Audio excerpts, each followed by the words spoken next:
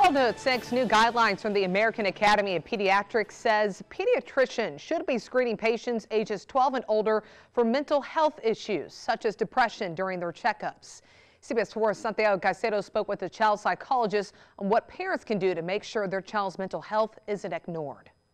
Pediatricians are usually at the front lines of your child's health, but with last year's reported rise in suicides from the Centers for Disease Control in teens, pediatricians are being asked to screen their patients ages 12 and over more routinely. Right, that's why it's so important that the pediatrician, the physicians, the nurse's aide are adequately trained to identify symptoms of mental health. The new guidelines from the American Academy of Pediatrics encourage pediatricians to ask patients to talk openly about their feelings without a parent in the room, and then for parents or caregivers to speak with the pediatrician separately. Many times the families report the concerns initially, whether we're looking at a significant shift of their daily functioning. These signs include sleep problems, loss of appetite, feeling hopeless or guilty, or frequently feeling physically ill.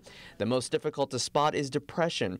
The research shows that 1 in 5 teens will experience depression, and many go undiagnosed. Many times depression is manifested externally, so that's why we see aggression in children, behavioral problems in the school setting, in the home setting. Dr. Mercado acknowledges that there might be stigma towards mental health in the community, but he says parents should be looking at it in a different way, by seeing it as a part of their child's entire well-being, regardless of age.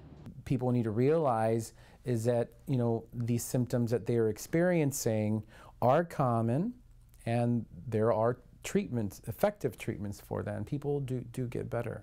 In McAllen with Complete Valley coverage, Santiago Caicedo, CBS 4 Valley at 6. If you have any questions about mental health, you can talk to your child's physician. You can also receive guidance from Tropical Texas Behavioral Health Crisis Hotline.